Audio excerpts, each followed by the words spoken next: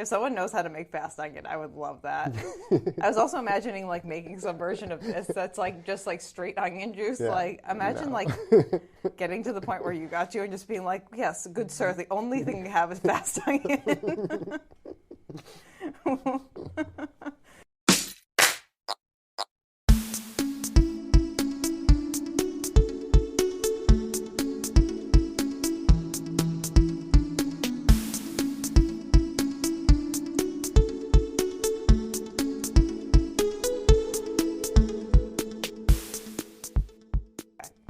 Hello, friends, and welcome back to Runnah, running on Cape Cod, Massachusetts, and beyond, and welcome back to your favorite local running community. I'm Juliana, and we're back at the Falmouth Running Club office, and we have my banner now this time, which is very exciting, and you might recognize the face of the gentleman next to me. It is the one, the only, Benjamin Zamore. Well, you said banner. I thought you said Ben. It's one of those names that sounds like. Oh, is that why you waved? Yeah, I did. I thought you were just like kind of like anticipating I was going to introduce you, and we're just no, like. I'll respond to anything that ends in an en or starts with a b. Okay, so what is that? What other words? Most words. Button. Yeah, no. You found the exception. I don't know, I can't think of any other words that start with that. Instead. This is going well. Yeah, this is going really well. Well, Ben is back. And this that time, was my cue, right? Yes, I said Ben instead of banner. But look at the banner. But look at the banner, though. It's so nice. I paid like $35 for it. I got my money out of it already. Yeah. It's pretty good for like $35. I want to get you like a cardboard roll tube to like. It has a thing, but like then I was leaving the Road Race Expo and I was like, fuck it, I'm just gonna bring this thing home with me. Well, maybe that's the look. Yeah, it's a little bit badder, a little bit worse for wear. Like me, we match. Brutal. It's seen better days. Oh man. It's aged. It's like when I show up to doctor's appointments and they're like, "You're too young to be this sick." I'm just like, this is how the banner feels too. Are we going to track this up to bloopers? Have we started? We might just leave it in. I was thinking as we were talking earlier, I was like, yes, this episode will have a bloopers reel at the end. As do anything that includes Ben. Yep. But friends, we are here because Ben just made his first ever 100-miler attempt. Yep. And we're going to talk about it because I'm interested to hear how it went. We might as well put this conversation on the record. Yep. And I think other people are going to be interested to hear just what it's like to attempt to run the 100-mile distance on the notoriously, do they call it the hardest course on the East Coast? I think it's debatable. Okay. Debatably the hardest ultra marathon on the East Coast, which I've looked at the stats from that you sent me and that are on the website. And then you've been like, Juliana, maybe you could pace me at some point. And I'm like, I don't know about that. Sounds like a death sentence. And that's my reaction to this race. So, yeah, I think part of my goal is just to put a record out there. There's not a lot of information about it. And so there's quite a high bar to get into the race, not because there's a wait list. There isn't, and that's why you should sign up for it. But there's not a lot of information about it. And I didn't have a lot of information the first time I did it. And this was my third time through the course. I've done two 50-mile successful races, and then this was my first 100-mile DNF. Same course, different direction this time because the 100-mile is an out and back. The 50, you get driven out to the back, and then you run into the starting line. So I feel a little bit qualified now. I've spent about 175 miles on the course over 3 years, 3 totally different weather days. casual. Yeah, day, night, around about 24 hours per attempt. And that's right about where I dropped out this time. Yeah. Well, it technically, if you kind of did succeed at the 50-mile distance this time, but it was like for the 100-mile, it wasn't a technical success. So. I think we'll circle back to that when we talk about DNFing, but it struck me both at the time and afterwards that this was by far my most successful 50-miler. I had just signed up for the 100-mile a few weeks beforehand. Not a few weeks, maybe 2 months beforehand. So in that sense, I'd moved the goalposts, and it was no longer enough to achieve what I'd done before, which I think feels great, given the reasons I got into this race in the first place. Yeah. But just an overview of the race, it's 29,000 feet of vertical gain only. So for those mathematicians out there. I don't think only is the correct word. Well, to here's use what I mean by after that. It's 29,000 feet up and at least 29,000 feet down as well. Okay. Because you end where you start. And so it's really, I think, the down that's actually ultimately harder than the up. It's a little more cognitively easy and, easy on the body to go up after a long time versus going down is quite a jolting motion. And that's what gets really painful. I do not mind going up, but going down, I have a lot of respect for. I mean, you know how I am on downhills, Ben. Yeah, you take it slow. I walk because I am terrible at downhills. I hate downhills. When you sent me that route that I ran out in Williamstown, I ran up the hills just fine. I got to the top and I was like, fuck, I got to run down these hills. And I was not happy about having to run back down them. Yeah. The ups are fine. The downs are no thank you. Well, I think that's the kind of thing that gets ignored. Like, there are a handful of really good top-down analyses of this race where they'll compare it to other races that are similar to it.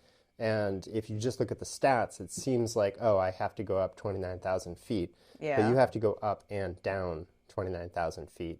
Yeah. And that's a really different thing than just going up. Yeah. How did you originally find the Jigger Johnson races? Remind me. I know you told me Sure. like a while ago. Yeah, just to frame it a little bit, I think I was at a point in my life where, I'd had this job that was, it was the job I thought I wanted and needed, and I'd been laid off, like, kind of in a blink of an eye. I'd had it for a year. I thought we were doing really well. We were doing good work, and then all of a sudden it was just the end of it. And so I was left with all this energy, and a little bit of a severance package. And so I was sitting on my computer one night and drinking a couple beers, and I was on ultrasignup.com. Oh, that's dangerous. Well, I'd been living in Vermont before I got this job, and it was one of those jobs where you think you need it, and so you kind of put some parts of yourself on pause, and you like reconfigure everything to go and do this important thing. And what I'd been doing before was running a lot in the mountains, and I was just trying to like strip away those layers that had built up and get back to the thing I'd been doing. So I'd had a couple beers. I was on ultrasignup.com. I'd tried and come very close to running a 50-mile course, just like an FKT on my own. A couple years previously, I'd made it to about 44.5 and then just called it. So I hadn't quite gotten there, and it always kind of irked me. And so I saw a race coming up that summer. I think it was in July. No, it was in August that year, because then it was in July the second year. Okay. So I had a couple months. I was living in Cambridge, Mass at the time, and I just, entered my info and hit submit, and then I scrolled down. And, it had seemed like a good deal because it was close to a family cabin where I knew I could stay up in New Hampshire, and there's no wait list. And all these races I was looking at, I was following these people on YouTube, like Courtney DeWalter and Jim Walmsley. And, they were running these races that require golden tickets. They require a wait list. You get in off a lottery. People spend years signing up for these things. And so I thought to myself, like, no wait list. There we go. Money. Let's do it. Question. And so I said, let's go. Non-refundable. And so I send off my money and I scroll down on the page and it's like, oh, shit. I've just signed up for the Jigger Johnson 50 mile, which is 15,000 feet of vertical climbing over 50 miles, which it turns out will end about 60 miles later. But that was kind of my oh shit, do or die moment of like, well, now I've said I'm going to do the thing. I know I'm not going to be happy with myself if I just DNS this thing. Yeah. So I have to go. I have to do the thing. And to be honest, training for it really pulled me out of a funk. I went over to Harvard Stadium, which is probably the great East Coast training tool. Okay. It's just a U-shaped coliseum with, I want to say there are like 40 steps, and they're big bleacher style steps, but it's concrete. And so it's very solid. It's not just like running up the bleachers, and it's not like here in Falmouth where there's like 10 or 15 levels. They're 40. It's pretty substantial. And you can kind of make these workouts for yourself where you go up and down and up and down. And I didn't really know it at the time, but that was awesome training for this race, particularly living near sea level, living on the flat. Yeah. And training for it totally kept me focused at a time when I could have really drifted. And then I showed up and I ran it on like adrenaline and sheer terror. And I actually got my best time that I've done in the course so far. Okay. It was not a pleasant experience. A little bit traumatic. I definitely blocked out some sections. And so I think it's taken me about 3 years on this course to even remember the whole thing. But I felt like leaving this year, like I can sequentially now walk through from beginning to end without any gaps in my memory. Yeah. And I could not have said that after the last 2 years. I've definitely had races like that. I think the Cape Cod Marathon is like that for me, like more running the routes around here that were part of the original race. Like I remember good chunks of it, but then I like over the years, like things will come back to me as like I'm running down certain roads and I'm like, oh yeah, like that's that like bush I almost like ran off and took a shit in and like, which is very classic Juliana. Yep. Yep. Pooping all over town. Yeah. Just, you never know. But that makes a lot of sense to me, Ben. So that was like your first ever 50 miler. Yeah. And you ran it last year as the 50 miler. And then let's just walk people ever so slightly through the process of you signing up for the 100 miler, because I feel like this is my favorite runner's math that exists to date that I know of. Well, you know, I met some other people on the course who'd done the 50 and were in the 100, and we'd all done the same math. And it runs a little bit like this. In order to do the 50, you have to wake up at about 3:30 a.m. You have to get to Waterville Valley by about 5. At 6 o'clock, the buses leave to take you to a 7 o'clock start. And both the years I did the 50, the bus took the same wrong-hand turn. And if you've ever been going to the start of a race, like you're pretty much in your head, like people around you are like nervously tittering to each other. And it's like, oh, what's it going to be like? There's a lot of anxious energy. Nobody's dropped out yet, so everybody's on the bus. And some of them are realizing they aren't really going to want to be there in an hour. And then you take this wrong turn, and like everybody has all these different reactions. Some people are like, "What? We're gonna miss the start." And it's just like 100% of the people in the race are on the bus. Like that's you probably are the my start. favorite reaction. Anyway, I've been on small races too, where people are like, "Oh no, it's gonna start without us." I'm like, "There's nobody else." At least 50% of the field is in this bus currently. Like, I don't think they're gonna start without us. Like, I think we're probably okay.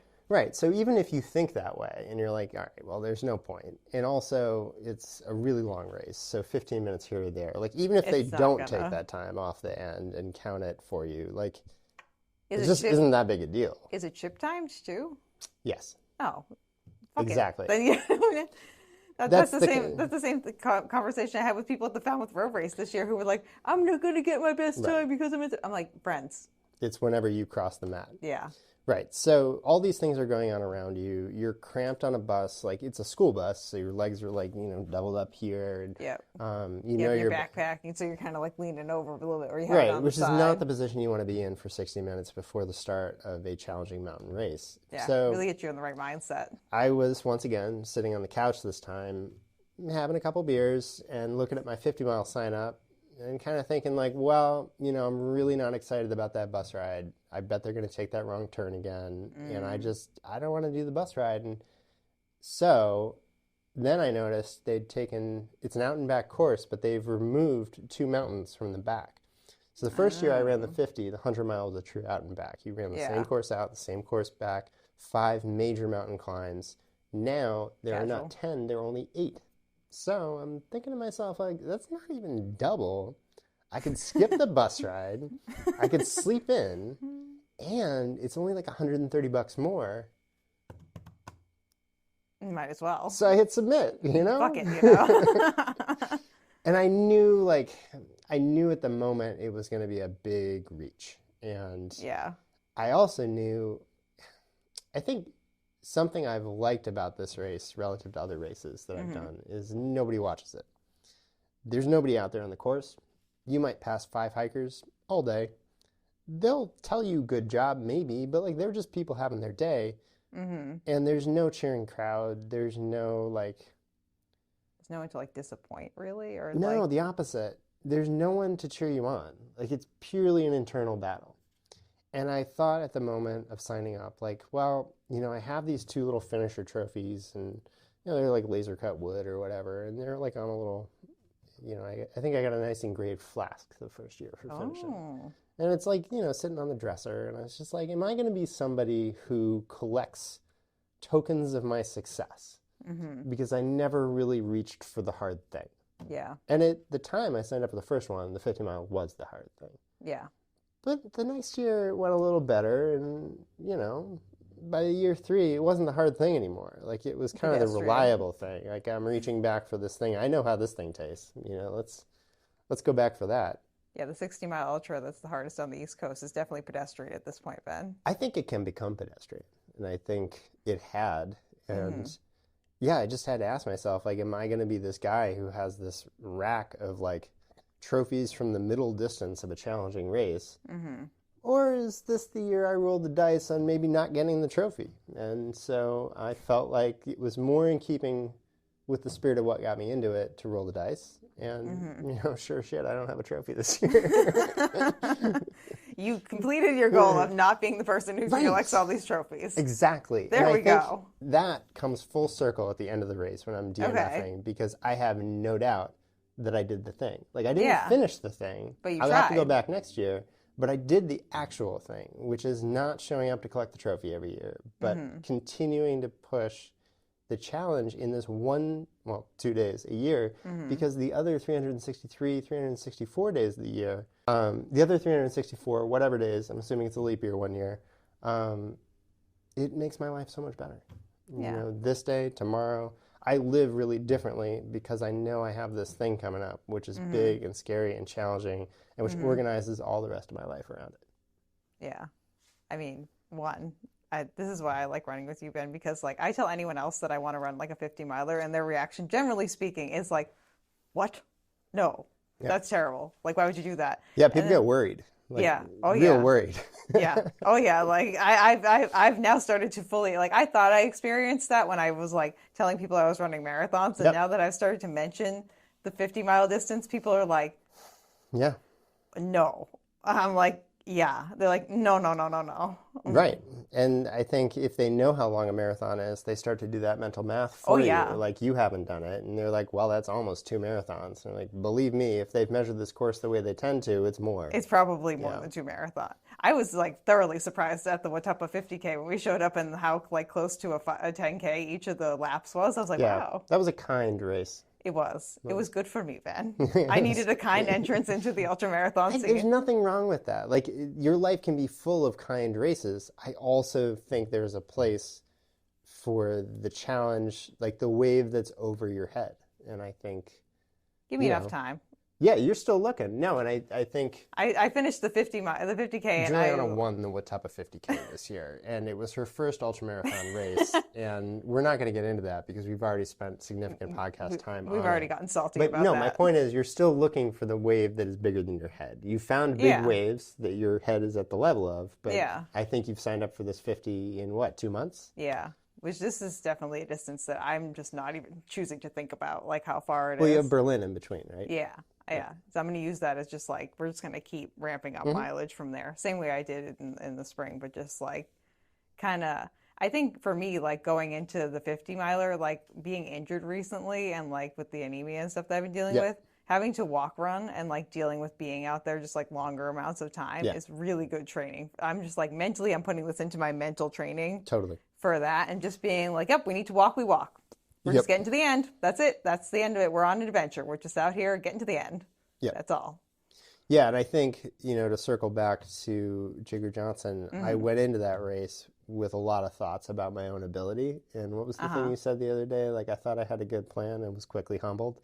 Probably. Like, Something like that. Happened. I had all these goals. Like, I'd done the splits. I was like, oh, I'm going to set a course record here. Like, this is awesome. How could anybody, yada, yada, yada. You can imagine. How can you even doubt me? I'm just like a superhuman being. Right. And I was in the top 5 for the first climb and feeling very good about myself until it flattened out.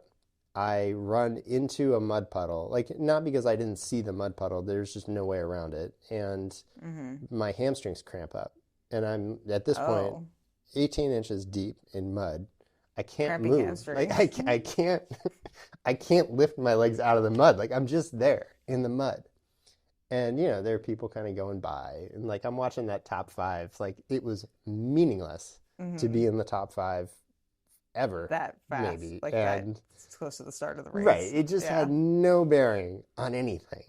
It's like the time I ran I got to start with the elite females at the Falmouth Road Race. Yep. I was with the elites for about 20 seconds. Right. And then I was very quickly like they were gone. So that was and I think there's a lot of life like this. Like there's a lot of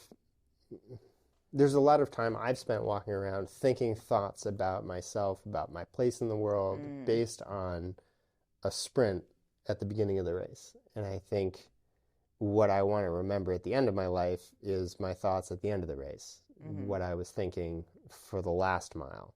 Yeah. So anyways, it very quickly taught me a level of respect, which has stayed with me. Never again have I sprinted off the start line like that. And I've come across a lot of people who have, and I'm realizing like I wasn't alone in that. Like I wasn't uniquely hubristic in the way that I started that race. I was a human being having a human moment in a race. I've also learned very quickly, especially during this podcast, there are a lot of people who need to become part of Juliana's pacing school for reformed sprinters. Yeah. Yeah, I know. You keep telling me about this thing where you start out easy and then hammer it in the end, but I just have never done it. I mostly just, I even when I'm not trying, I work as a metronome. Like I fall into, I think back to that moment a lot where you were like, Juliana, do you want to like try and pass that person? And I'm like, no. Yep. Like, but we could pass that person. I'm like, no. Yeah, you're maybe the other side of the same coin, which is I wanted to pass everybody immediately. And I was just like, this is the nice speed for us to be running at. The other race I DNF'd, though, I had that experience of running in first for most of the race. And it was not the experience I thought it was going to be. It was a terrible experience where you're constantly haunted, like looking over your shoulder. Because it's the same problem. Like you're wrapped up in other people's experience of the race. You're not having your own experience. You're having their experience through your body. And it's never pleasant. No. So, yeah, I think I don't like doing that. Both those races stand out as a lesson in that. I do feel like we're getting broad, and for the folks, like if you found this podcast because you signed up for Jigger Johnson and you're starting to recognize my story and your story, like stay tuned for the next minute or two because I do want to break down the race and just what the parts are and how to think about the parts. So 29,000 feet breaks down to 2,900 flights of stairs. 2,900 flights of stairs up, 2,900 flights of stairs down. Now, the stairs aren't consecutive. That would be wild. And there are some races like that where you run consecutive flights of stairs all the way up and all the way back down. That's not the way this course works. There are 8 major climbs, and I'll talk about the 100-mile here. There are 8 major climbs. You do Mount Tecumseh, Mount Osceola, Mount Tremont, Big Attitash, and South Moat. You actually do all the moats. So don't let South Moat, being the name of the big mountain on the map, fool you. You're doing all the moats. It's big up, down, up, down, up, down. Oh, okay. Moat. So there are 5 mountains out, 3 mountains back because you skip Osceola and Tecumseh. So you're done after Tremont. So the whole order of the race, in the first, let's call it the first day, you're going to do 5 climbs. You're going to do Tecumseh, Osceola, Tremont, Attitash, moats. Then you're going to turn right around and do moats, Attitash, Tremont. And then you have a long period of like the most runnable section of the course, bar none, probably. I'm like thinking about this from like a practical, like boots on the ground standpoint now. And my only thought in my head is, Juliana, you are not prepared to do this race in any capacity. All right, let's keep going because you have those 2,900 flights of stairs. And at each of those 8 climbs, it's like running 250 flights of stairs. So casual. Yeah, approximately, let's say 2,000 of the flights of stairs take place in those big climbs. And then there are another 900 flights of stairs on each of the smaller elsewhere on the course. And the thing about all those flights of stairs is you never really run up 10 steps.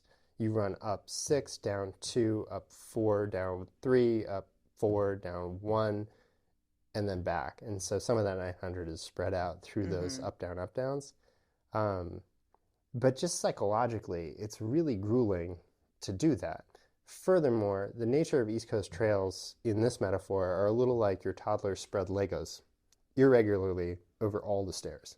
And so it's not just 2,900 flights of stairs, it's 2,900 flights of stairs covered with irregularly shaped Legos. And for half of those, the lights are off. So yeah, you're not making me want to do this race anymore, but keep going, Ben. Right. But I think there is a certain audience out there that heard what I just said and sees a challenge in it and something to overcome. And my hope is that some of them are outside of New England, because right now it's very much a locals race. Yeah. You know, I'm not local to New Hampshire. I don't live adjacent to the Whites, but I grew up around there. Like, I'm very familiar with the landscape. This is the landscape of my childhood. I live in Falmouth now. Yeah, ultimately. And really, Nicole's the one who brings me down here to the flat. Yes, beach gals, mountain boys. What's going on at the front of the race right now is very much a shooting contest between locals. These guys train in these mountains all year. They show up to really put their name on the map and set records, and they're doing amazingly at it. And this is not a knock on them. It's very straightforward to train for this race if you live next to the course. I think that there are many people who don't live anywhere near anything like this who have the potential to do this. At each year that I've done this, I've not been living in the White Mountains. I have lived in the White Mountains in the past, and I have lived in Vermont in the past. Yeah. And that's a little bit what got me into trail running. But I've either lived in Cambridge, Massachusetts, which is a sea-level coastal city, or Falmouth, Massachusetts, which is on Cape Cod, which is like a sea-level coastal city. Yeah, and you and I will go on. Town. Yeah, town. I mean, what is it, like 45,000? But yeah, give or take. Doesn't have the Harvard Stadium, you know, a great resource. If you're anywhere in the Boston area and you've never run Harvard Stadium, like, just go over. Harvard leaves the door open. It's like a tacit agreement with the public that, like, don't sue us if you hurt yourself, but also you can come and run here during daylight hours. So definitely worth a trip. And my point being, you don't need to live next to the course to complete this course. And I think it'd be really cool if people from other parts of the country came out to this course. Yeah. This year we had folks from Colorado and Montana on the course. Oh, cool. They were great. Yeah. But they're a real minority. It's mostly folks from, like, New Hampshire and the Vermont. town next door to the start. Yeah. Or somewhere in Vermont. Yeah. Yeah. I feel like that's pretty common for most local races, though. But it would be nice to, like, get more... Just like, I feel like it'd be good information gathering for you, Ben. Yeah. You could gather, like, people's data from different states and different locales. Well, I think they should bring their own data. I think they should sign up for this race and just figure out how to train for it, because it's doable. Like, you can break this challenge down into individual leg movements. You can break it down into individual foot impacts. And if you start thinking about this as, like, the impact of your foot on the ground and what your body was doing beforehand, like, I don't think you have to live next to the course to do well on this course. Yeah, so my hope is, like, for a certain percentage of people watching this video, that you heard what I just said and are like, oh, that sounds interesting. I think 99% of the people who watch this podcast are going to be like, over my dead body. But this is for the one who's out there. Yeah. So. Well, as you and I both know, the ultra trail running scene, generally speaking, is not, like, voluptuous in the numbers of people who participate, but the people who do participate are very passionate about participating in it. So if we can reach, like, one or two other people who feel like, oh yeah, this is something that I'd like to do, I think that that's worth it.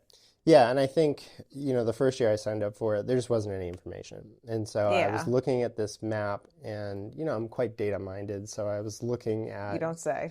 I was looking at the elevations and, like, kind of thinking, like, visualizing, thinking through, like, well, okay, what's it going to be? Because I didn't mention this at the time, but each of those 8 peaks has 2 summits. So every time you get to the top, you're either at the higher of 2 peaks or the lower of 2 peaks. And what happens next will really influence your psychology. So I'm looking at this course and I'm looking like, oh, okay, jagged peaks. So, like, when I get to the top, I should be ready to go down and then up again in short order. And I wish that somebody had set out that the course is runnable, like, not at a fast run, but, like, you can complete it. And 2, just what that experience was like. And I think I unintentionally trained really well in the Harvard Stadium without knowing what it was doing or why it would work. But what you do there is, I think there are like 38 or 42 sections. Yeah. And so most people run a zigzag where you go up, down, up, down, up, down. You go up the big steps, down the little steps, up the big steps, down the little steps. But there are other ways to break it up too. You can go halfway up, halfway down. I'd like to, you know, like most things, I like to do it backwards also. So you go backwards up, down the little steps, backwards up, down the little steps. So you begin to make different combinations. And that type of stop-start training was really good training for those up-down mountaintops, where you can't really ever accomplish the peak. You accomplish half the peak, then you go down a little bit, then you go back up right when you're hurting the most, and then you go all the way down, and then you go back up. And then you're really in pain, and then you're like, oh, now I guess I'm going down now. It's like, oh, okay. And I think the training I've done here in Falmouth has been much more regular. You know, it's been much more like put on a weighted vest and go for a 10-mile run. Mm-hmm. And that has none of the same psychological depth. And I think what I wish that had been impressed on me first, because I got lucky, and I didn't have to get lucky, and two, wish that could be communicated to other people, is that it's really that stop-start training. Like, how do you turn around when you stop? How do you go up once you've gotten down? How do you do all those things so much that you get really bored with that decision? Because otherwise, I think you get to the bottom of things, and it's like, whoop, I have to go all the way up again? And that's a really big psychological barrier. So I think that's why a lot of people drop out. I feel like that's where it makes it so much different than like road running, because like road running is very predictable, and like you're like, oh yeah, like I'm training for Berlin right now. It's like Berlin's a flat course. It's like, great, I can train on a flat course, like, and it's gonna be flat like the whole way pretty much. So there's none of that like randomness. This brings me back to the thought that I shared with you a while ago about like making an ultra runner treadmill, about just like chucking things at you, like as like, and like throwing like attachable rocks that just like go on there, and then just being like, it's raining, and then just like and like throwing leaves at you and stuff, and just like creating a randomized experience essentially. Which, and just like randomly like making the treadmill go like up or down at like any given point in time without warning you. Yeah, it's the loss of control. I mean, going from point A to point B, like the start to the finish on an ultramarathon course, you lose the control of stopping without DNFing the race. And so, like surrendering the choice to be running is, I think, what it means to participate in a race. Yeah, I think it's that notion of I'm here. And just being dwelling in the moment. Just being, again, like kind of what I talked about a minute ago, just being like, we are going to get to the end, and we'll get there. Yeah. We're on an adventure. We're just out here doing our thing, and we're going to get to the end at some point. We just got to like move through this one moment, and then the next one. Okay. So that's the course, like what the course consists of. I think the stairs metaphor is a really easy way to understand that. Just run up and down the stairs in different combinations. The second part that I was maybe not prepared for, but have learned since, is just how much of the mental, like the content of our mental thoughts is simply hunger related. I think until I did this race, I had been mistaking the content of my thoughts for the value of my thoughts. And I think, so like you remember absolute value in math, right? Like anyways, X maybe that's a bad MC metaphor. Squared? No. Pythagorean theorem, maybe? No, that was not it. Like, all right, so your brain is telling you all these things, like, oh, you're behind, you're not doing well, you're yada, yada, yada, like eating away at you, and all these different, it's all the voices from your past, like, oh, you can't do that, you know, what a bad idea. That's the content of your thoughts. That one thing that, like, Jeremy LaValle said the to you value in first of grade. your thoughts, the value, yeah, exactly. The value of your thoughts. Yeah, if it's anything from first grade, it's what I'm talking about here. Yeah. The value of your thoughts, or the absolute value, is just that you're hungry. Like, my negative self-talk doesn't mean anything except that it's time to eat, or that I'm 10 minutes past time to eat. It doesn't matter what I think of when that moment comes. It has no bearing on what will happen next. Yeah. What matters is that I slow down and take in some calories.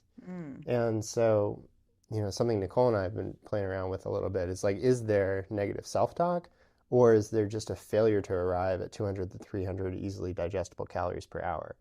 And I think based on how this race went relative to the last two races where I was severely underfueled, the negative self-talk was gone. Oh. You know, it's not like I've had some Zen meditation breakthrough. It's like I'm eating 200 to 300 calories per hour. And furthermore, when my race began to deteriorate, it's because I wasn't. That's the only thing that was going on. Like I was wrapped up in the content of what was going around me, the worst being when I was hungry. Yeah. I feel like that's a skill that a lot of people like don't know how to like, they just don't know their body well enough or their brain well enough to just be like, oh, this is actually this happening. Yep. this is not actually me being mad about the thing again that Jeremy LaValle said to me in first grade. Right. This is me like either needing food or fluids or like I'm just tired. Yep. Like I'm just feeling this way because my body is physically exhausted. Well, I'm watching some friends go through like early childhood with their own children now. Mm-hmm. And I think it's really easy with babies because they just are crying. Yeah. There's no content, it's only value. And so you're left as a parent to try and troubleshoot. Like, are you hungry? Do you need to sleep? Do you need cleaning? Like, what is it? Yeah. And as we grow older, we develop these brains which like put content in there, but we're really just crying babies at some level. Yeah. And I think this race took me back to that awareness that it doesn't matter the substance or the pitch of the cries. It's a basic signal. Like, my body is sending very basic signals to me, and I need to stop spending so much time interpreting them and just eat.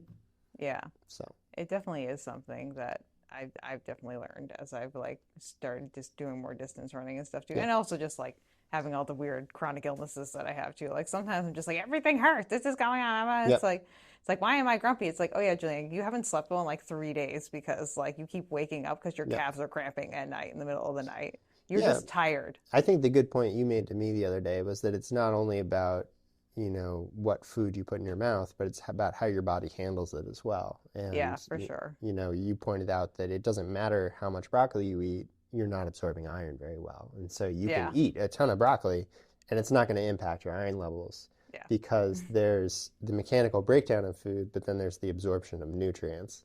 And those things both need to take place in a race setting. I mean, in daily life too, but what we're talking about here is a race. I think that's where this race, I just didn't know enough. And also, wow, how far I've come since last year or the year before. But even so, I was paying attention in the beginning of the race where it was going well to the mechanical breakdown of food. Like, am I getting the food into my body? Am I ripping the tops off the gels? Am I doing the thing? And I was not paying enough attention to absorption such that that small deficit built up and built up and built up until it hammered me. And I just lost all ability to eat whatsoever. And like not even like I was nauseous or throwing up. Like I was existentially uninterested in food. And it seemed like I would never be interested in food again. And I think it took about 16 hours before I really like sat down, had a bowl of Cape Cod chips, and bringing this full circle. Yeah, bring it back to Cape Cod. Yeah, and after that, I was fine. But I think that's the other point. In addition to the 2,900 flights of stairs, like this is an eating contest. And it's not an eating contest between people. It's an eating contest with your health, with yourself to stay motivated to consume food. Because there wasn't really anything else going wrong with my race. Yeah. But I was 100 calories short maybe per hour, maybe only 50 calories short per hour.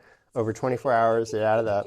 Yeah, and after mile 50, that pace line starts getting real jagged. And that was a sure sign that, in retrospect, that was a sure sign that something was off. Even before those thoughts started to come to the fore of, this isn't going well. Like, I think this is going to take longer on this segment than I planned. Whatever, that's the content. The value was I was hungry. The problem was I couldn't put the food in my mouth because I hadn't absorbed the food well enough. So that's the other thing I think I would push people to practice is even if you can't practice on the incredible vertical gain, practice eating just after a run. Practice getting your body ready for food and digestion in the course of a run. And I think that skill can be practiced independently of the White Mountains, and that if you apply it in the White Mountains, you're going to do much better than if you didn't. And sure enough, I look back at my first 2 50-mile attempts on this course, and even though I finished the race, my pace is all over the map. Like, you can tell I'm just this frantic little mouse, like, throwing myself against the walls of the cage, like, let me out, let me out. So you're just, like, eating up whatever scraps that, like, comes to you very much in the moment, and then just, like, moving so here's on. how bad it was. Like, the first year, I think I took 15 gels, maybe, and ate, like, 8 of them. I think I took in about 800 to maybe 1,000 calories, like, over the course of the race. Yeah, I don't know how I survived it. I think I was in mild rhabdo by the end of it.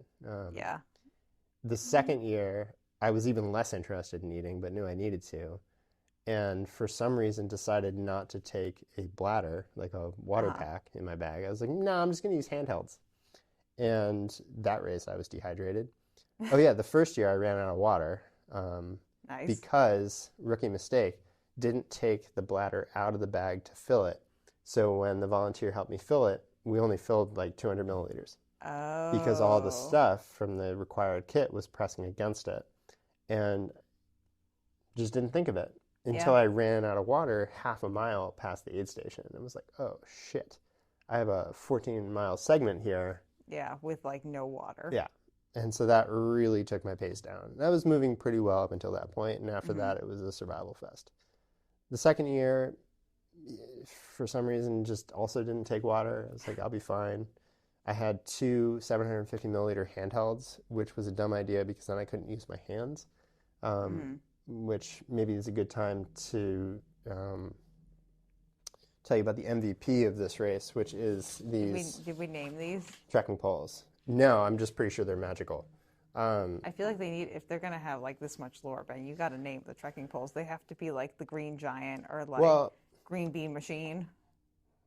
That one's pretty good. We might come back to that one. So I had this pair of black diamond trekking poles beforehand that you saw me practicing with. And this is a very bright shade of green, too. Yeah, don't take that little wrapper off or we're going to have an accident. Oh, yeah, because they got like cork on the top, too. That's the fun. Cork is nice. The cork is a nice feature. I broke... So I was up in Acadia for 2 weeks before the race, training a little bit, and I broke a trekking pole and sent on to Black Diamond and was like, hey, can we warranty this out? They said, yes, absolutely, but this is really going to... We'll get back to that in a moment. Okay. Yes, but it's going to be a couple of weeks because they're on back order. So I went on REI and I bought from this brand I've never heard of before in my life.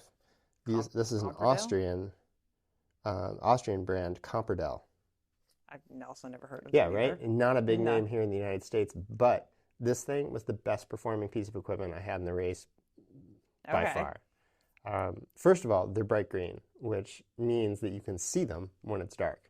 The Black Diamond ones are like mostly black. So you're trotting along, about 6:30 p.m., it's starting to get dark. You're like, where is the extent of my pole?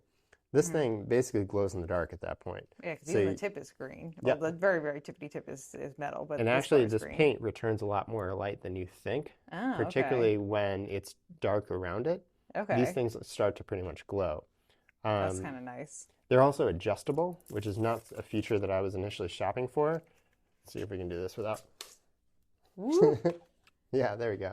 I mean, it's a lot easier if you're running down a mountain, but they basically self-deploy. And then they're also adjustable. And those features are really, really nice together. Okay. Because one of the things I think I struggle with in this type of race is decision fatigue. Just like, should I take my poles out? Should I keep them away? Yeah, and I feel that. The lower you can set the bar to making a decision, the easier it is to operate. And just the less cumulative fatigue. That's that like good ADHD, but like tired ADHD of like being like, I don't make good decisions. Like decisions fatigue me on a good day. Yep. And now is the time where my brain is operating at a lower level. Yeah, and I think that's where food really got me. I was using these PF30 gels, which we've talked about. They were great gels. Love them. I tried one this morning. I do not like the texture, but I know I don't like the texture of gels. I don't mind the texture. I put it in my mouth. I was like, phlegm. Phlegm. I go to lumpy yogurt. I definitely was more. All right. Well, my point is independent because I would have hit the same problem with a goo or with any other similar gel at about 100 calories. I was just ripping too many tops off, and so I should have gone with the 90s. And this clips in, so you wear this all the time, and it kind of disappears on your hand, and then you can clip or unclip, and that was a really good feature to have as well. And that's probably why these poles aren't broken right now. Is that a few key points I was unclipped, and so when they got stuck on something, I just dropped it and picked it up, as opposed to bending it over, which happened to at least one person near me during the race. Actually with a pair of the Black Diamond poles, which are great poles. These are just something special. So anyways, I want to point that out. They don't really fit well in the Solomon Ultra Quiver. Bit of a problem. Fortunately, I had the waist pack with the straps, so I just stuck them back there behind my back. And that ended up being fine. But yeah, I did it year 2 and year 1 without trekking poles. Not sure how. The adrenaline must have been really good. I think trekking poles are absolutely integral. I did see a lot of people using them maybe a little too much.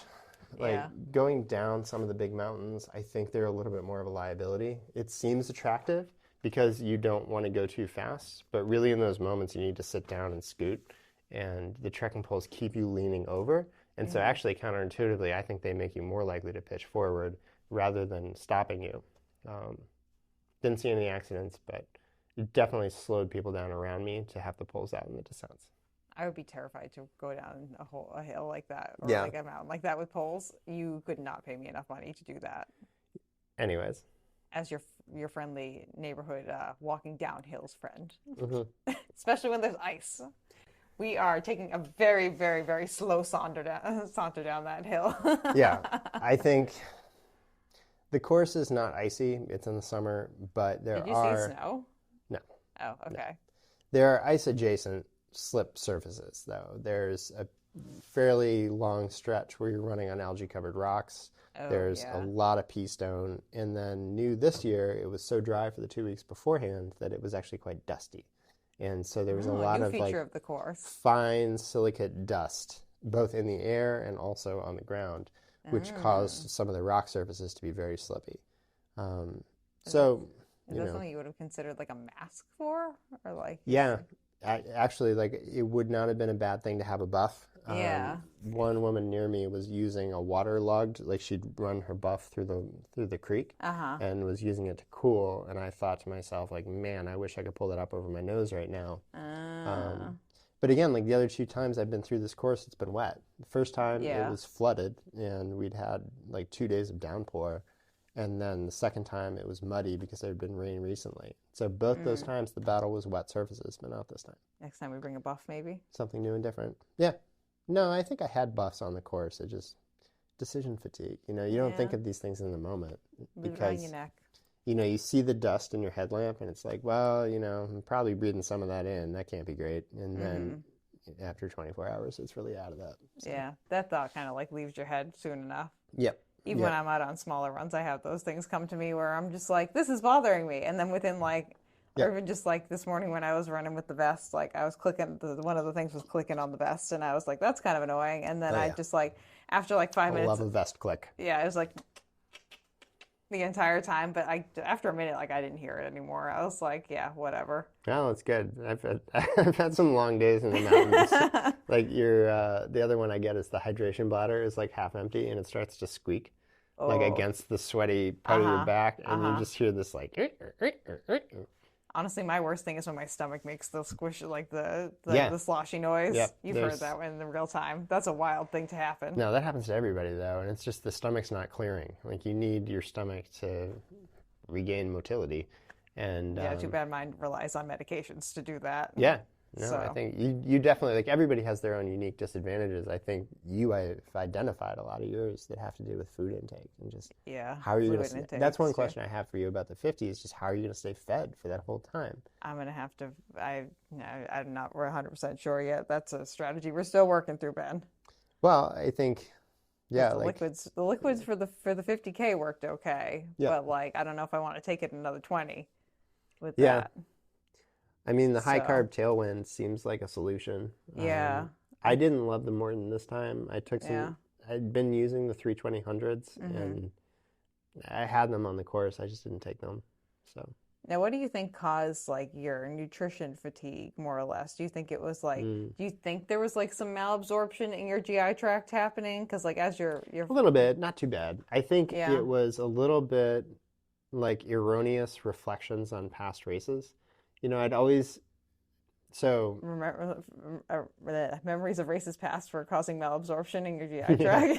Yeah, I was really chewing them over. It's kind of like fiber. You can't actually digest it as calories. So I've spent a lot of time with my old race data, and I was always looking at the runnable flat sections as a missed opportunity. Like, man, if I'd only been able to run the flats, I would have saved so much time. Maybe like 2 hours. And my goal for the 50 was get sub 20. So, which I've never done. And I thought you had run 19 hours last year, so you could have just kept lying to me, but you chose. no. But we are data. I actually ran, here. so I ran 22:30 the first year and 24:30 the second year. Okay. So by knowing the course, by having the advantages of weather, by... You ran 2 hours slower. Yeah, I actually slowed down by 2 hours. You're taking in the sights, you know? You're just like, yes, my old friends, it's nice to chat with these trees. Well, a and these little birds. bit. Like I knew what was coming up, so I would like slow down for it and kind of, think my way through it. And that all added up. So anyways, I was looking at the flats like, oh man, if I could only run on those flats, I would save so much time. And so this time I did. I actually ran for a long period of the flats. Okay. And I saved a little time. But because I was running, I wasn't eating. And man, what a missed opportunity to put down a couple thousand calories. If I had just treated that as like a walking buffet, I could have eaten maybe as much as like 1,500 calories. And probably in each of the runnable sections. Yeah, definitely. Like that was the key. I should not have been running at all. I should have been descending faster. Yep. Which I was not in the kind of like shape to do. Not in descension shape. Yeah, that seems to be where the real gains are being made. And I say that now, like the 50 mile is an out. Well, it's a back. So you never see the leaders. Like once they leave you, they're gone. Yeah. And they never come back. The out and back, though, I actually got to see the lead 3 come back towards me. And then a little bit later, I actually got to see probably the first 15 come back against me. So you get a real chance to observe how everybody else is moving. And the first 3 guys are just elite. Like they're flying. And it's really on the downhills that I'm watching their motion be very different from mine. It's much more like a marionette on loose strings. It's like kind of herky-jerky. Yeah. They're bouncing with loose knees in the rhythm of the landscape. Like I was descending efficiently, moving in the way of somebody who's careful about flexibility and strength training, all that. But they were bouncing.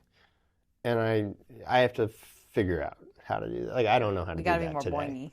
Yeah, more boingy. And they were in good shape. Like they train all the time. The guy who won, Peter Bonito, does these crazy training sessions where he does like 3 times up Mount Monadnock or Moose Lock. He's just like up, down, up, down, up, down. And that's his afternoon.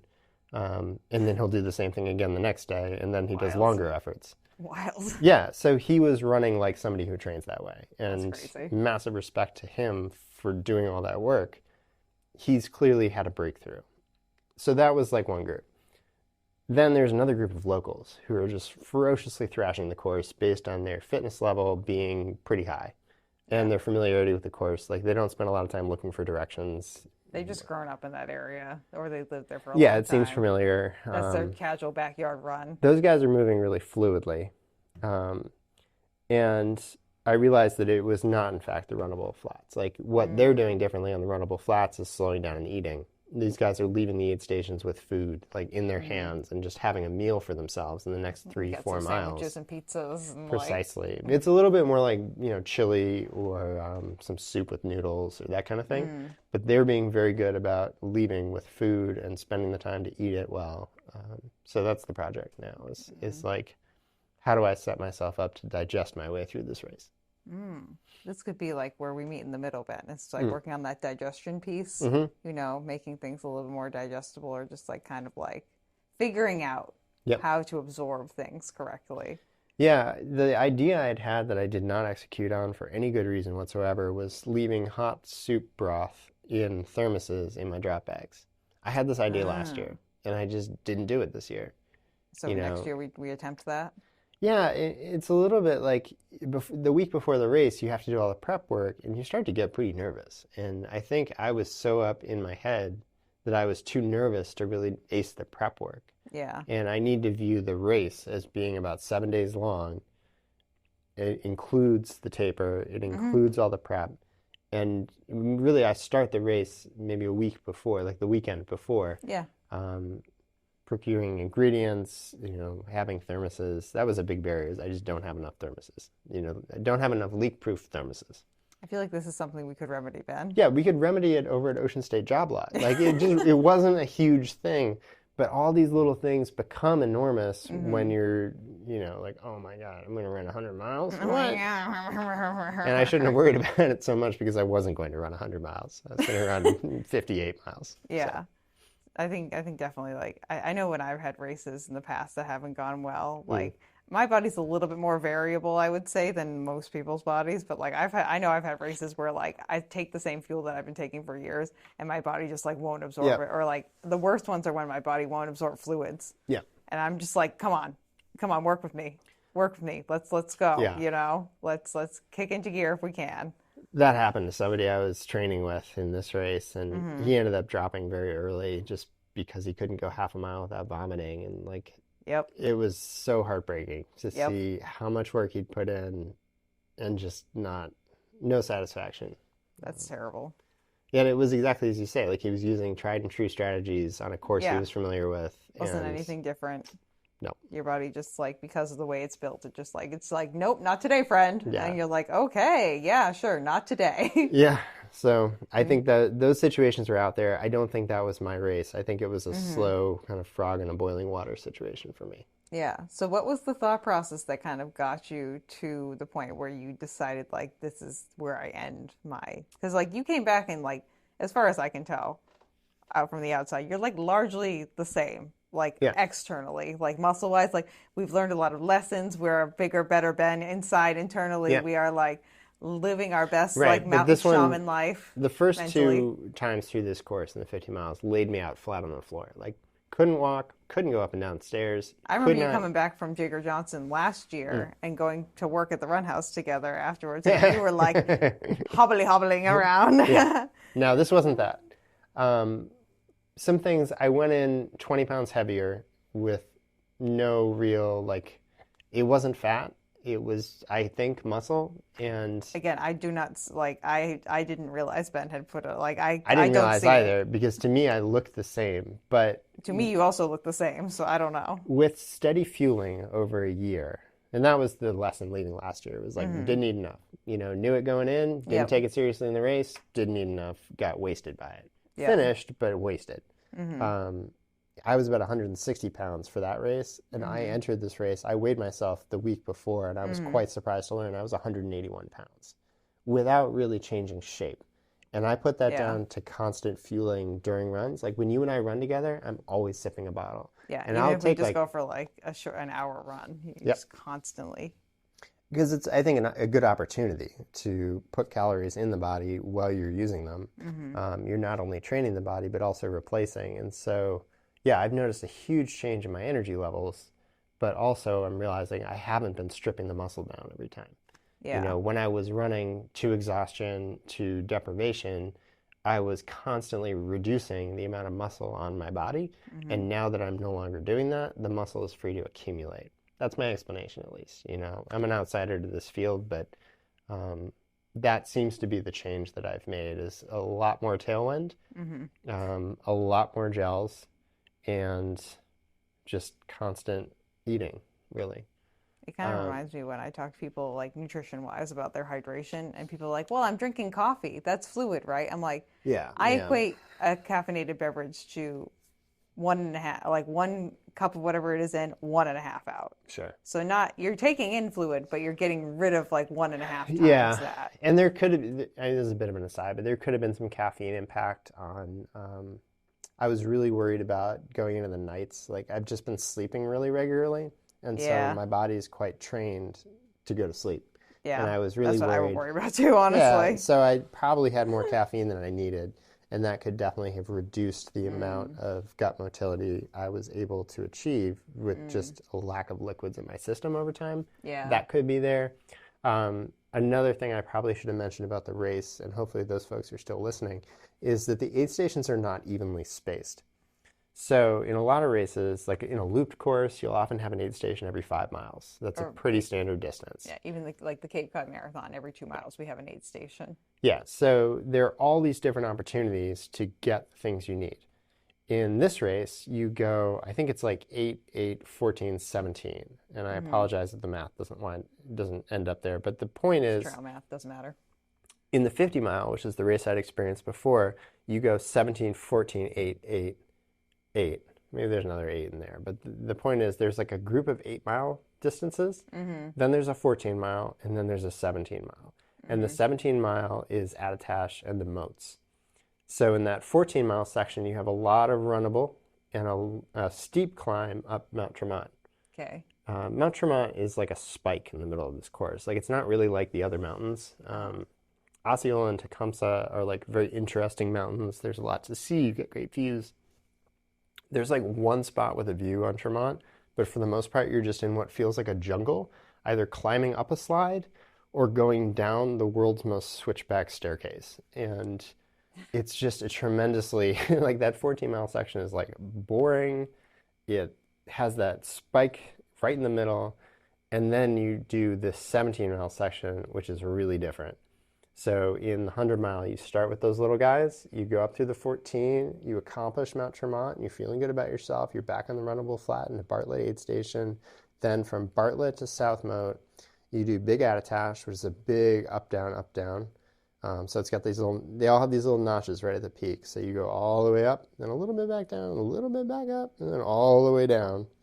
And then you do the moats. And the moats are like a molar. You know, if you imagine these early climbs being kind of like the incisors in the front of your mouth, you've like run around to the back of your mouth. And now you have an enormous climb. First of all, it's gotten dark. You have an enormous climb. That's just North Moat. Then you have to go down, back up Middle Moat, then down and back up South Moat, and then all the way down. And the trail coming down Attitash into the moats is like not optimal. It was very dusty, very loose. It's all on a slant. So you're like running with your right side lower than your left. Your feet are unlevel for miles, going downhill, up and around boulders and in the dark. And so it was this 17-mile section that really was my undoing. It starts in the data coming down Attitash, which is where I start to get a little frustrated.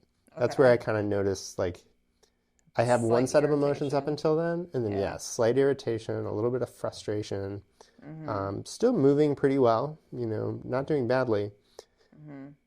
And then South Moat, going up the South Moat climb, I start to go a little slower, and, like, my progress is more jerky.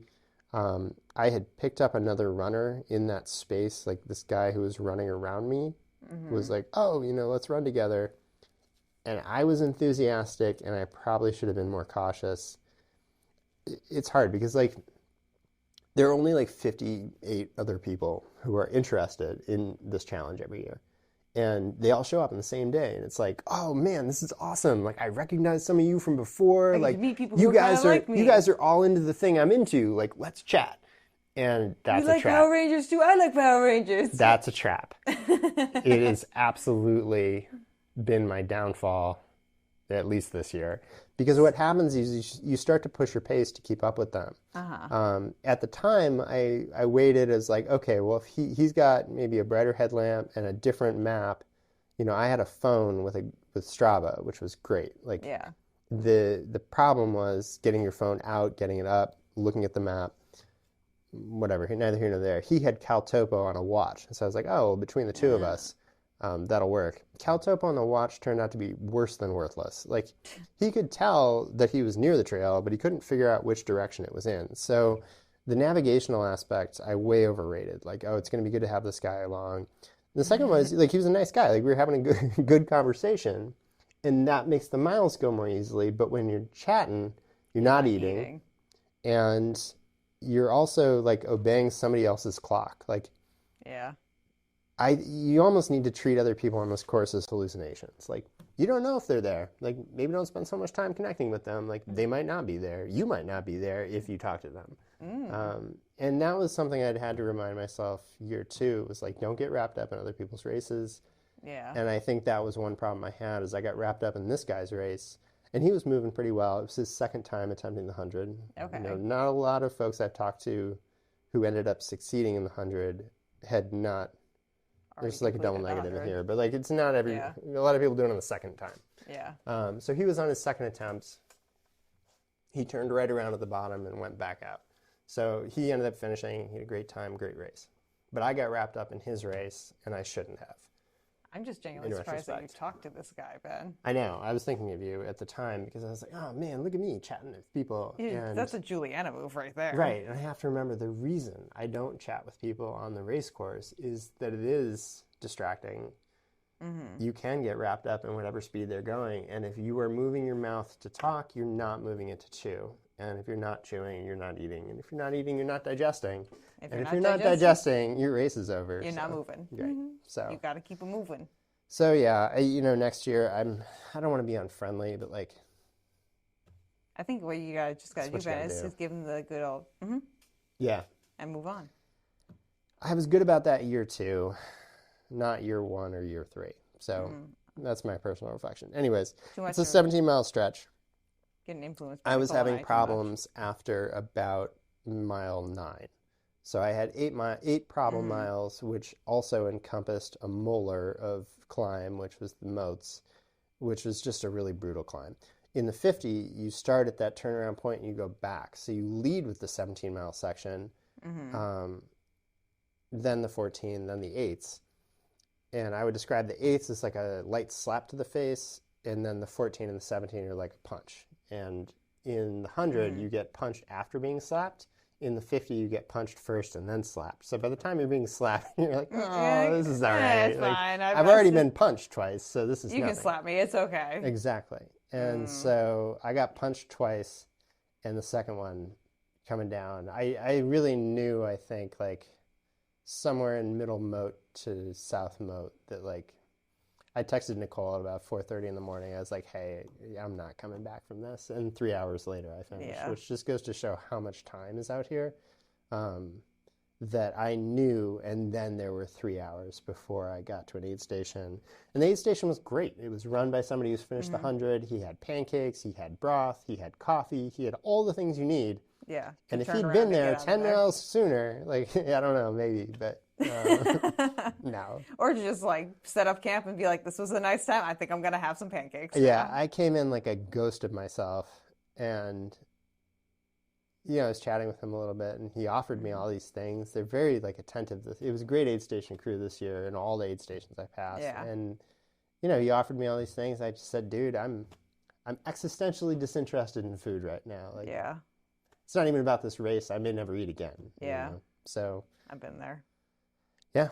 So that was the end of the race, and what was interesting to me is how other people change around you in that moment. And I think it's a little bit like, in order to anchor themselves mentally so they don't get dragged into your DNF, they become very strange. Like, they just stop acknowledging you. Like, you're a body in space, but you no longer have a presence, is how I would describe it. You feel like a fly on the wall or like a ghost almost, where the race is still being run by these participants who are still in it. And for all intents and purposes, your body is like there, but you're not being treated as being there, which is this a way that you are feeling internally? Because I've been in that spot where like I feel like I ghost human, like I'm just like especially at the end of like a really bad race where I've like diarrheaed myself like to the point where I'm just like, I am a shell. I am a shell, and I'm here. And someone just like point me, I'm just like an avatar. I'm like beep beep beep beep beep beep beep beep because there's just nothing left. Or do you mean like, or do you mean like the other people around you are kind of like? I'd be curious, like generalizations. Yeah. Just if you want to shoot off in a generalization. I didn't feel like a shell of myself. I felt like I was fully present. Okay. And like my mind was there. Yeah. But it reminded me of, in 5th grade, there was a brief altercation on a Little League baseball field, which led to the rest of my 5th grade class refusing to speak to me. And for a couple days... Oh, Benjamin. For a couple days, they literally ghosted me. And it felt that way, of just, you're no longer a participant in the conversation which is going on. And that was really interesting. I think that caught me completely off guard. Do you think that was an internal tone shift just in reaction to like leaving, like kind of like stepping off a playing field almost? Or do you feel a little bit. That's a little bit how it feels. Like there's a soccer game going on or whatever, and like you step off the field and you're no longer playing the game. Yeah. There's a disconnect between being a player and then not being a player. Right. So that, more than anything, kind of caught me off guard. And, I knew I wasn't going back out for 17 miles of that to get to the rest of the race course. Yeah. It wasn't a question of like willing myself through it. Like, that's how I got to the aid station in the first place. There was no question of, like, safely turning around and going back out. So there wasn't a lot of regret. It wasn't a lot of, I just started counting down the days till next year. That was where my head was at. Like, all right. We're going to try this again. Not this time, but next year. We try again next year. Yep. Now, like, outside reactions to what, because I think for me, this is just my personal internal experience, and I just touched my microphone as I shouldn't have, but okay. I was tracking you on the Jigger Johnson app, and I had no idea when you were finishing. I was watching your paces, but like I understand that you're passing over mats, then like the tracking is not like... Yeah, at one of the aid stations, there is no mat. Somebody's there with a clipboard. That always throws people. Yeah. I knew that the tracking was not reliable, and I was just like kind of just making sure you were like ticking off checkpoints. And I knew if something happened, Nicole was going to text me. But I checked the app like right before you actually physically dropped out. I tend to be a slightly intuitive human being, though. Like weird things like that happen to me all the time, where I'm just like, oh yeah, like that. My body just like feels the energy of the world shifting ever so slightly. I know what you mean. But like, it was just interesting for me to like check the app and be like, oh, Ben should be checking in actually off of the predicted time to the next aid station.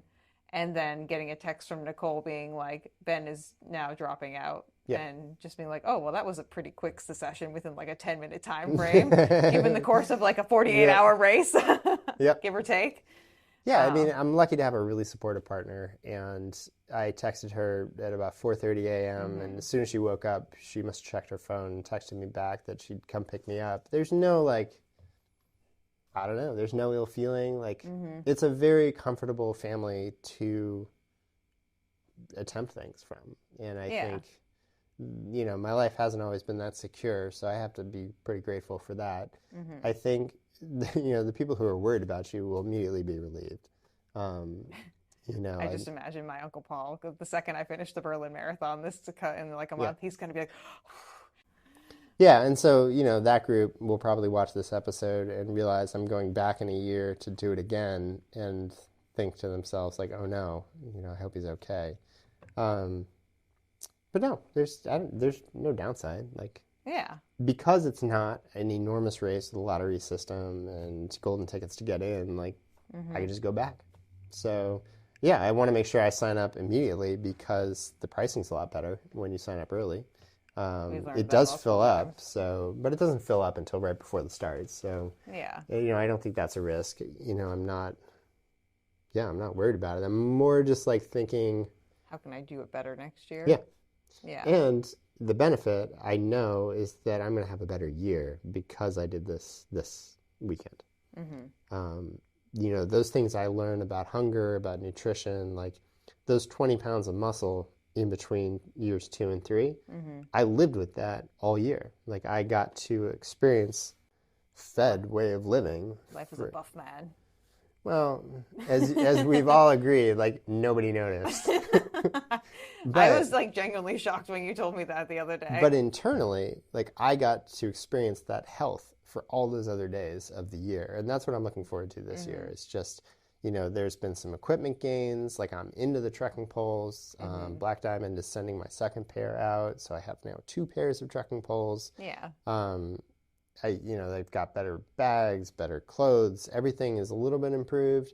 And then in my mind, like I'm a little bit more secure in what my thoughts are and where they come from, which is to say 90% of what's going on in here is simply related to what isn't going on out here.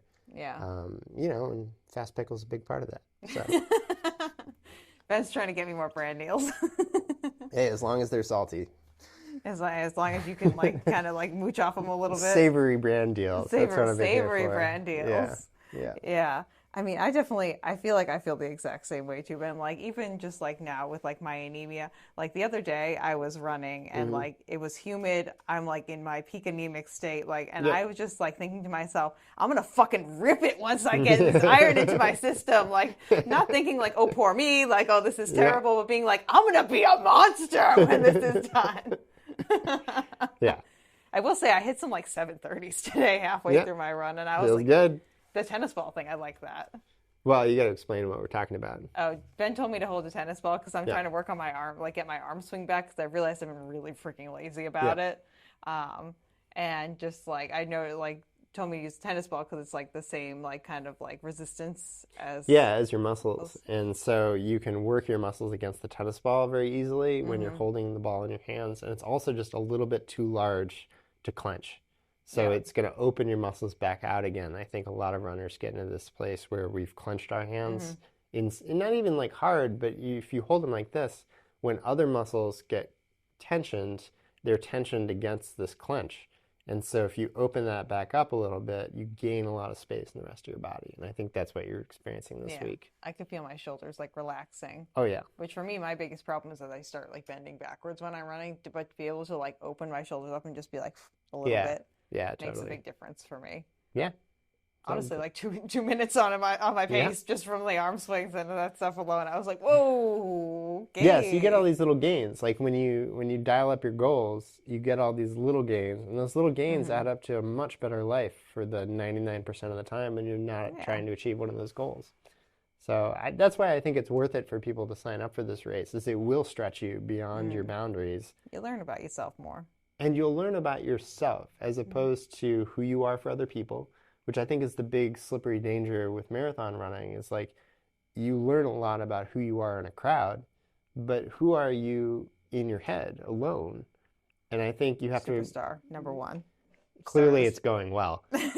Star of the show. You've been ultra running for how long? One race.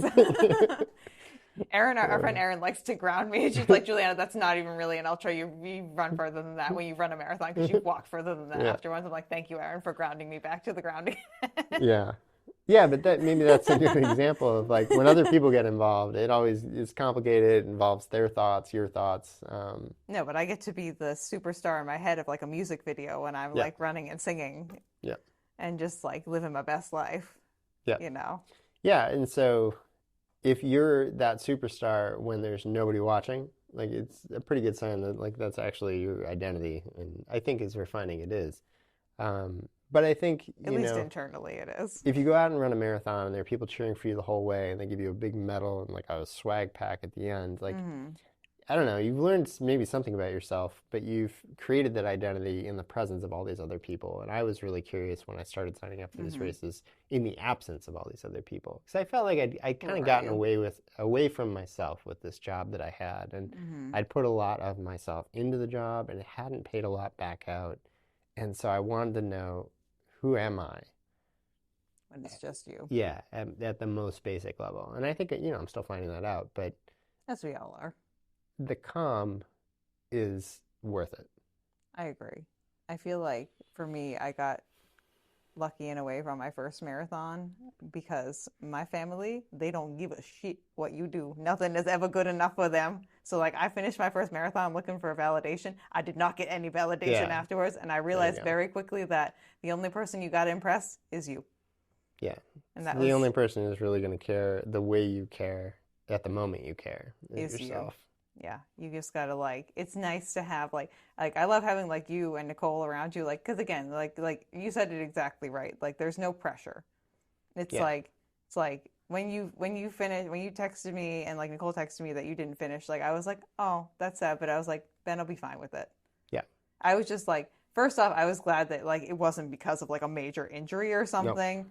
And like, I was like, okay, that's the first thing, because like, I just know from like looking at stats on this course that is a possibility. Yep. I was not like overly worried about you at all the entire time, but like the DNF, the first thing that pops into my head is like, is Ben okay? Yeah. And if you're okay, then I'm like, okay. His bone sticking out of the skin. Yeah. No. Is that no. Like, that's like, because then we just got a triage from there. Like, but.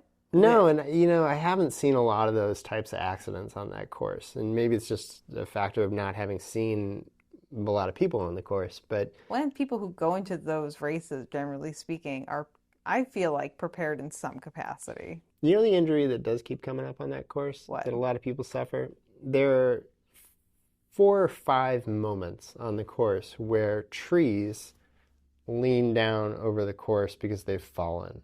And if you see them coming, you go under them.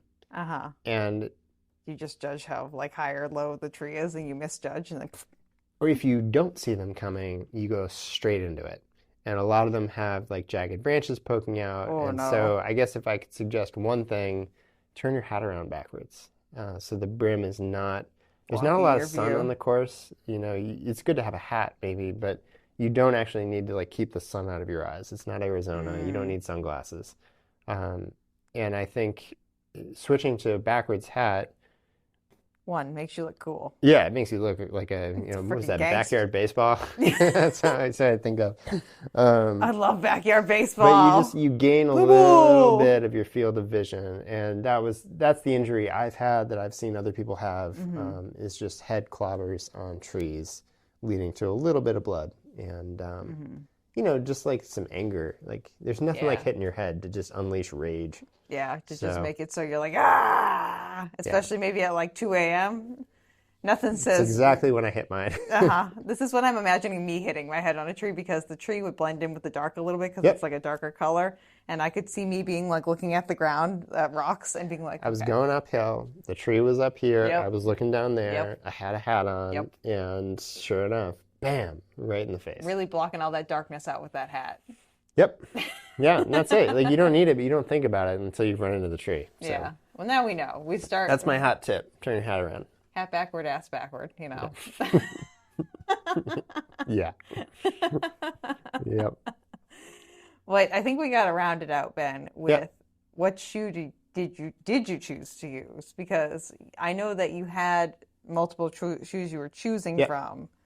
Yeah, so over the 175 miles I've spent on this course, I've used 4 different shoes. Okay. That's correct. I had the option for a 5th, which I'll reveal at the end here, but... Ooh, mystery shoe. The first year, I chose the Salomon Speed Cross 6. Okay. Because I liked it from Vermont. I was familiar with it. I had a fresh pair of them. In a lot of ways, it was the right shoe for that year in that it's very grippy. It has a lot of cushioning in the heel.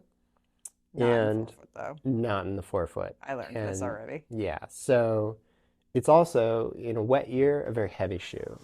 I do not have the GTX. It soaks up a lot of water, and I was probably taking an extra pound around on my feet. It's got like a weirdly, like, not plush, but also plush upper on it. Like, it's kind of like hard plush. You know where it was a great shoe was the Antelope Canyon 50 mile when I was running through, 30 miles of sand.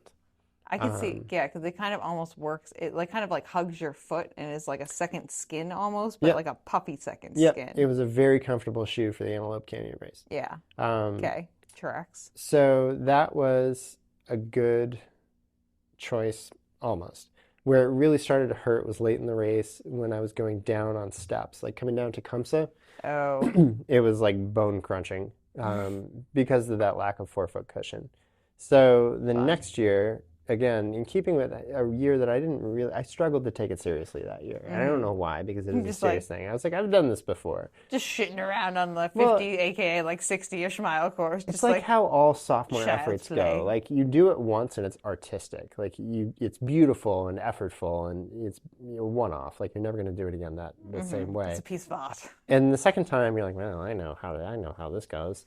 So you started trying to cut the corners. That's when I was like leaving the bladder at home. Like, I don't want to carry it, all that extra weight. I don't need it. I'm a pro now. Maybe you don't need it if there's water all over the course, but in a relatively dry year, I absolutely did need it. So it was like intentionally dehydrated from the start. That year, I actually made a pretty good shoe choice, which was the Puma Deviate 2. This was not this was a trail shoe. Like, that is a road running shoe with a little bit of carbon in it, and like a 3mm lug. That was fantastic. Like I have won my first ultra marathon. Yeah, I know you're a big believer in the Puma Deviate 2. I'm a big Puma Deviate 2 fan. I ran my road and my trail. The nitro foam was resilient. Yep. The carbon was appreciated. It's a good rock weight. The sticky tread was so good that I was running around people on, like there would be kind of a line form to go through a little nook in some of the first climbs, and I would like run up the boulder around the line. We don't fuck around with the Puma grip. No, but unfortunately where they do fuck around is inside the shoe where that lattice mesh sits. Yeah. I accumulated a few rocks in there and did not realize that they were up under my forefoot, rubbing the fat pads of my feet until I accumulated basically the bottom of my foot inflated, and so I had these enormous foot-sized blisters the day after. But I was fortunate. I'd had that Asics Pat gave Kayano. me Asics Pat gifted Asics me Pat. some Asics Kayanos, and He'll probably be so on the podcast at some point. I talked to him about it. He's a fantastic guest. We're getting off track. Asics Pat gifted me some Kayano 31s, which were an incredible... The updated Asics grip on the bottom, actually. Well, thank God you had the updated Asics grip and not the old Asics grip. So the old Asics grip was shit.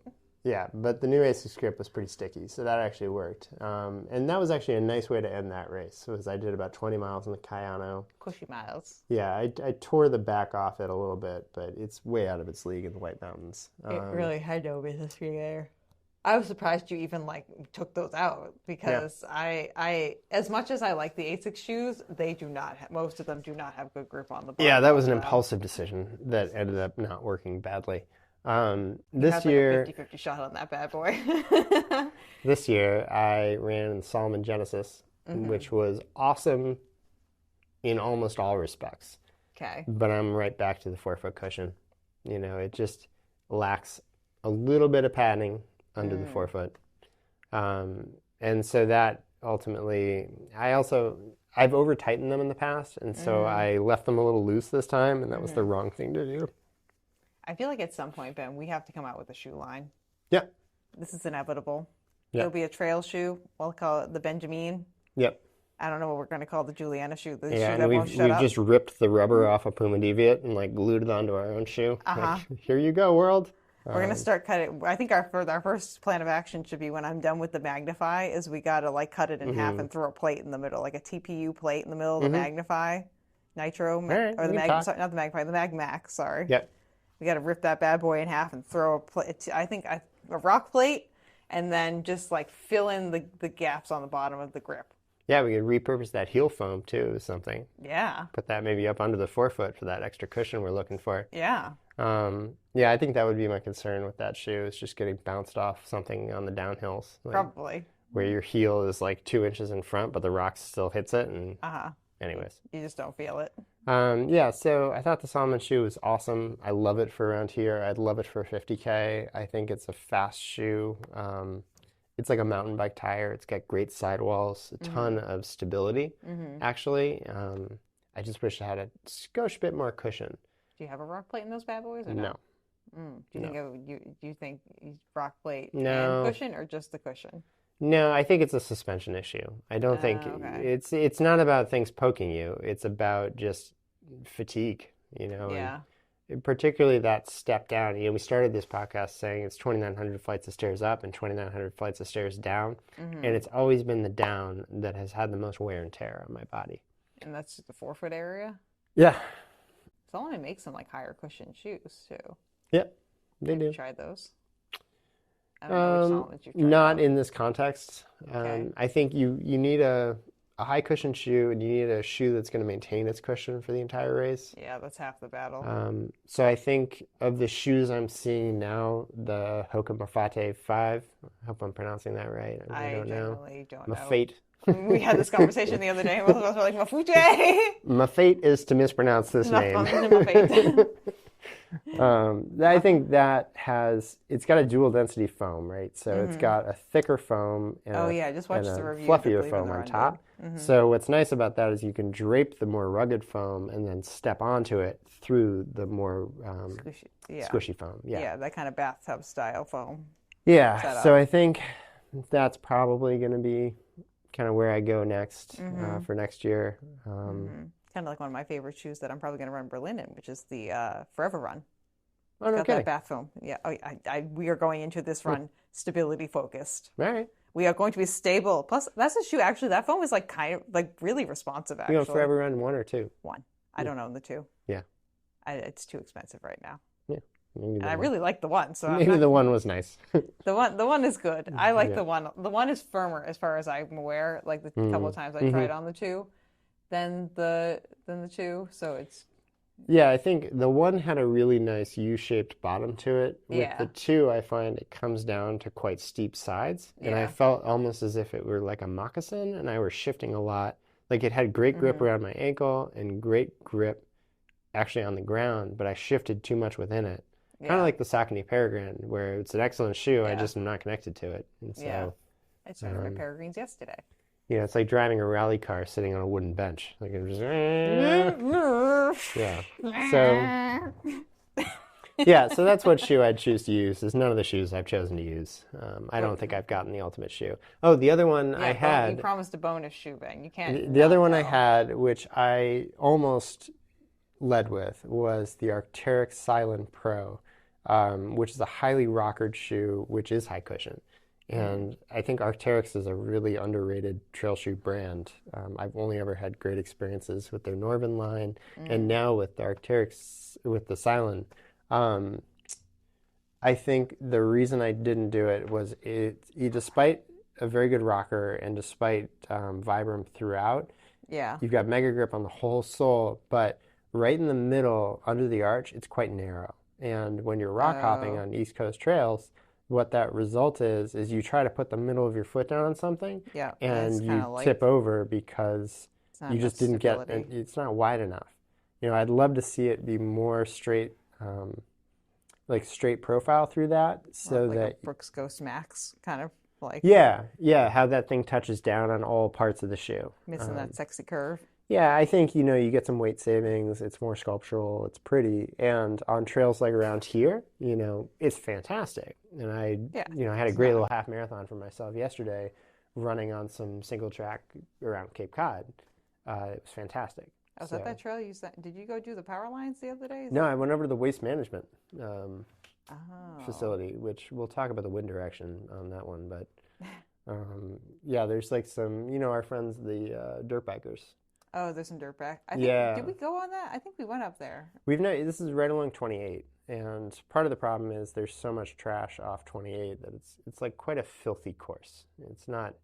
Anyway, we're getting off track, but that was an excellent shoe. I think you know, I'd love to try more Arc'teryx shoes for this race, but I've never been in an Arc'teryx shoe. Not to, I as you know, Ben, I just started delving into trail shoes very similar to the Solomon.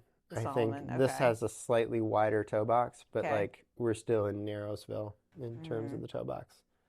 I was looking at some like Innovate shoes recently because they have a nice wide toe box. Yeah, so I was like, ooh, that could be a nice time. Similar to the Mafate, that kind of thicker density foam on the outsole, and then the midsole is a little bit more squish. At least that's my understanding of their construction. Yeah. They're trying to get you onto like a boggy, peaty surface with a lot of traction. Yeah, it could be interesting. I've never seen anybody. The other brand that nobody around here talks about that I see on the Jigger Johnson course is VJ. I've never heard of like that. An orienteering specific shoe. It's very sticky. Okay.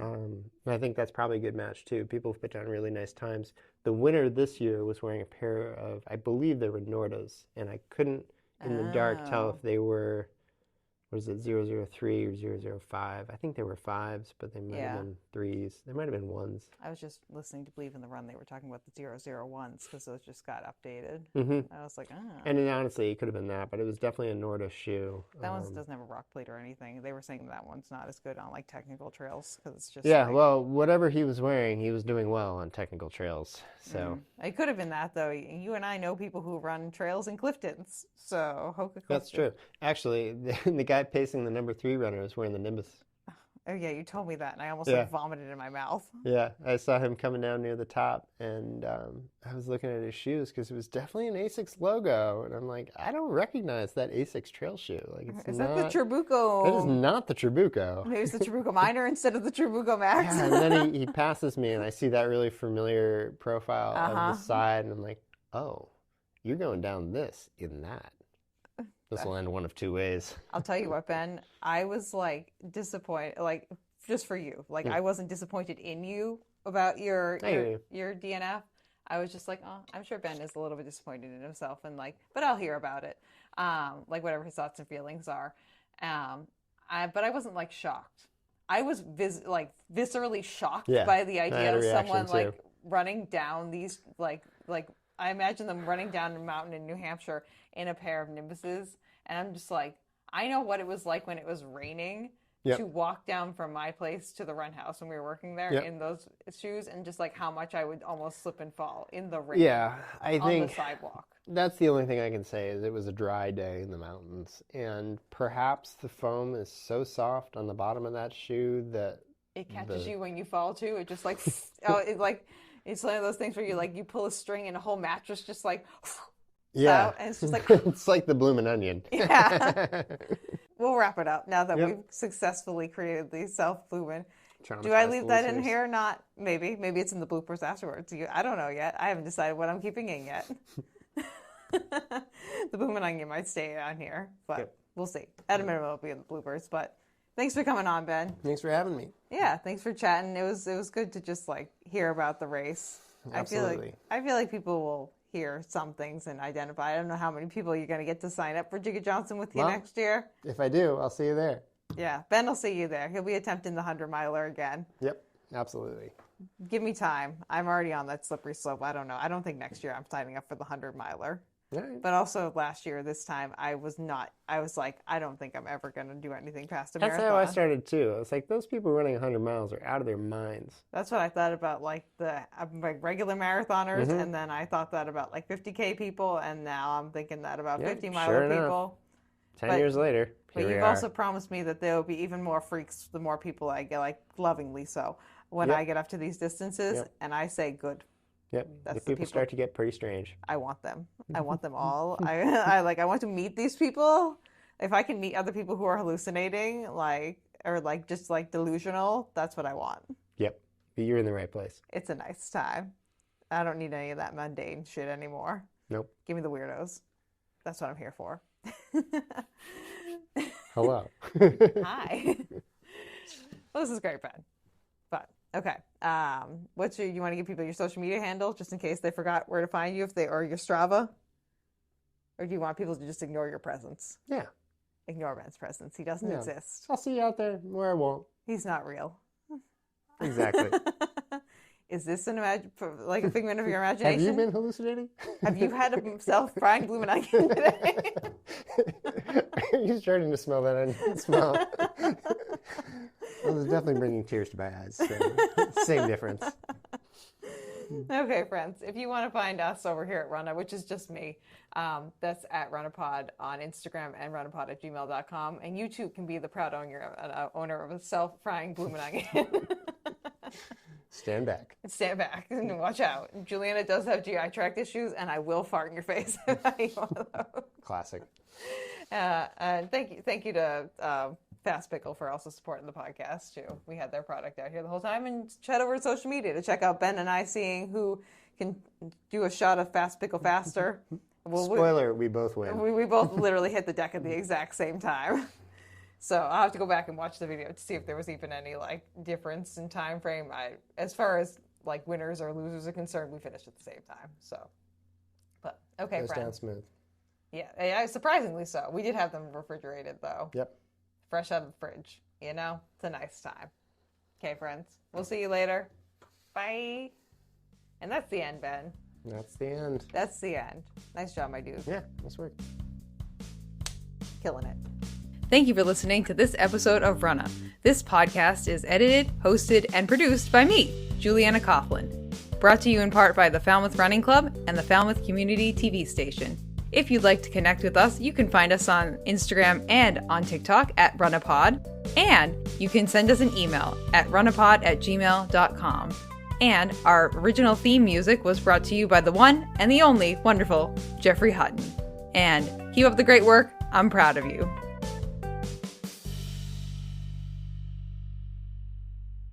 Well, we've already gotten derailed by the old lady who was outside walking around just minding her own business. Yep, probably doing an errand. She's going to come back, it. Mm-hmm. And there'll be a pause in the podcast. We'll wonder why she's wearing all those layers and how hot she is and how much she's sweating. Yeah.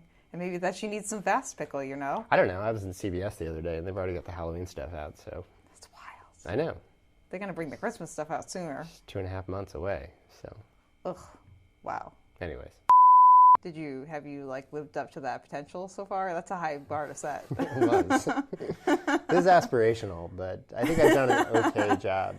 I got away with French fries because they're hyphenated. Oh, okay. Well, I think we're going to have to really realize this onion ring stream that you have. So maybe your next sponsor should be in the savory Fast trend. Onion. Yeah, Fast Onion. I think the real question is here, like the scandal. Where are the gherkins? Like, what have you done with the gherkins? I didn't do anything with the gherkins, Ben. Mm-hmm. Nothing with the gherkins. Ooh, that sounded like a chime. Unjuiced almost. gherkins out there in the world. Mm-hmm. They're just gherkining around, you know. I'm just gherking my chain. I am gherking your chain. Naps? Apps? Naps? Apps were good too. Get a bloomin' onion, have a nap. Oh man. I don't know if you want a bloomin' onion after you run. No, I think that would be good. You think so? My word of the year this year was onion rings. Really? Yeah, Nicole makes me set a word of the year intention for the year, and it's French fries and onion rings. Well, how heartbreaking would that be to come to an aid station and all they had was onion juice? It's like French onion soup. Yeah. The person who's in charge of the aid station owns an onion farm, and so they've made everything with onions. Like you have they've somehow made onion bread. You have You're about 6 miles out, like, I smell the aid station coming. you get closer and closer, you're like, I feel like I can't breathe. Oh, man. But the self-frying bloomin' onion. It's like lightly dusted with gunpowder. I imagine it kind of is set up, like how food from the army and it's just add hot water and it just Yeah, I'm thinking of self-inflating life jackets. That kind of chemical reaction. Yeah. You just pull the cord. The onion fries itself. It's just boom. Yeah. That would be really funny, actually. Oh, man. If someone knows how to make fast onion, I would love that. I was also imagining making some version of this that's just straight onion juice. Yeah. Imagine getting to the point where you got to and just being like, yes, good sir, the only thing you have is fast onion. What's going on? I realized I was Ben's a regular on Runnah already. This is my regular podcast gig, and a little old lady out there. Yeah. Oh. She must be either just very heat deficient or this roasting. podcast is going great, squirrel. It's wow. It's yeah, we'll do this, little lady. Lolly hee hoo. Too bad we used up all of our fast pickle that I had on me. Oh man. I'm so sorry. So sorry. Fast pickle people. Juliana needs more. I need more fast pickle friends. Oh, I actually have to run to the bathroom. I'm gonna go pee quick first, Ben. Fast pickle. It's that fast pickle. It's moving through my system, It's just there's salt in here, so we will bring out Juliana's body for filth. Mm-hmm. Also, we'll confirm that I'm pretty sure it's Jack, but he is an absolute monster. Because I know it's not Kathy, but the toilet paper roll was the way that it should not be. Maybe he just has cats. No. Jack Farian will confirm, absolute monster of a human being. Putting that toilet paper roll the wrong way? No. We do not go under, we go over at all times. Hey, maybe he has cats. Okay, now that we've had a restroom break. I really want to hear about why his heart rate is that way and he survives it. What is his heart? Is it Have you ever looked at ASIC's Pat's heart rates? No. We both follow ASIC's Pat on Strava. He's our local ASIC's tech rep. And he's himself an incredibly accomplished kind of marathon distance runner. He's a long distance runner. He'll show up at your friendly 5K and put down 5-minute miles. Yeah, just chill, fun, just kill, no always pressure. ASICs. And he's always just very Yeah. Well, yeah, he's a laid-back dude. Yeah. So he's a tremendously accomplished runner in his own right. But if you look at his Strava data, his heart rate hovers between 180 and 200 BPM. Now, for reference, my heart rate in that first Jigger Johnson hit 190, going up the first climb when I was in the top 5 and had no business being there. That's when my heart rate would also hit 190. Pounding. In my head. ASIC's Pat also runs at sea level most of the time, too. That's what I mean. It's we got to get to the bottom of that heart rate because he seems to have a unique hummingbird cross-DNA gift that has been given to him to allow him to run in a 6th gear. He somehow accesses a part of the engine that I've never been to. I would want to look and see if any other like people who run that fast, if their heart rate also is in that like zone, be sliding down that slide, and you're kind of sticking to the slide a little bit, but you're still going down. Yeah, you get a little bit of that screech sound where your skin sticks to the slide and starts to burn. Yeah. But it's still a downward motion. Yeah. Still downward. But yeah, she's coming back. Our little lady friend is back. That was a quick errand. Yeah. Distance regularly. You look at like David Roach running at altitude in his recent Leadville current record, like 140 to 165. You know, maybe up to 170. Maybe. Like he runs very low heart rate. Basically, I think he would argue he's moved his zone 2 so far down that he's able to do all these incredible things in zone 2, zone 2, zone 3. Well, add that to the list of things to make. Like, I don't think the Bloomin' Onion's a bad idea. I think this thing's got legs. I think you could do it. You just need to go to the Framingham State Food Lab and like work with the people who do like the military reheatable, like rehydratable food. You sign the disclaimer. You know, the warning label. You sign like, I have read the warning label. I am not to touch the Bloomin' Onion during the reaction.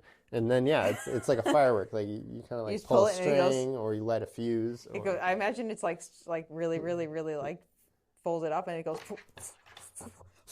Yeah, because I think what it is we've pre-cut an onion and there's like a powder somewhere in there which is either going to react to like combust or, you know, it's like an oxidation reaction which is going to take place within the onion. But I think at the same time there has to be like an almost explosive breadcrumb effect. You know, where like the batter is. It also has to self-fry somehow.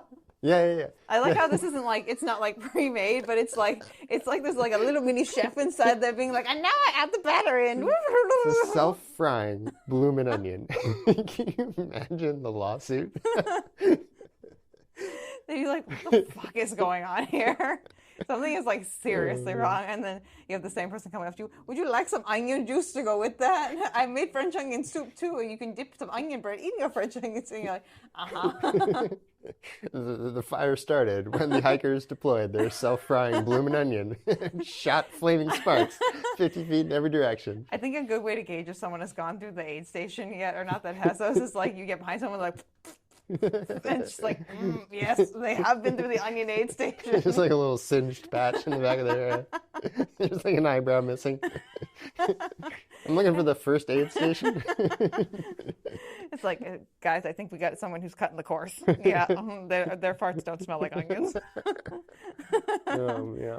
They're not. They have all their eyebrows intact. Yeah, I think this person, there's no hint of onion on them at all. I think they've been cutting around the wrong way. We got a cheater here, friend. I wonder what other vegetables you could do that with. Yeah, self-frying tempura. Oh yeah, I was just thinking like other things that would make you fart too, like broccoli. Throw that in there. No fiber, please. No. Well, I mean, I thought a lot about it for a couple hours beforehand. I was gonna say, I feel like you were probably thinking about it for. That's what caught me off guard about it was not how it would go for me, but how it would go for everybody else around me. And the way that other people react to dropping out of a race was really interesting to see. I think it also comes at a moment when people are a little bit delirious anyway, so it's not, anyways, that was interesting. This feels like almost equivalent to, not exactly, but a salty moment, like seeing how other people interpret like things that are said or done, actions. Yeah. I get what you're saying. It's not that I'm salty about it. It's that the audience will receive it in a way which is different than it's lived. And surprising sometimes. Yeah, I was surprised by it. You know, Brussels sprouts. Trail foods that don't work. But we can make rehydrate. I imagine too with this like self-blooming onion, there has to be kind of like a little like when it's done doing its thing and it's like out, this little rainbow that just goes like over the top. Or like a little sign that even pops out. It's like, your onion is ready. Yeah, and like some like sodium flux, or phosphorus, they get sprayed off and like crackles a little bit. Yeah, you're really making an experience for everyone. Even the people who don't finish the race are like, did you go through that first aid station? I think having it as the first aid station works out really well too, because like that way when you come back at it from the second, like I think it should be the first aid station on the 100 and the last aid station on the 50. So when you reach it, you're like, did I hallucinate that? Was there? No, that was Did real. anyone else experience the self-frying blooming onion? It's giving burning hair. I think this has legs, man. Yeah. It has legs, but okay.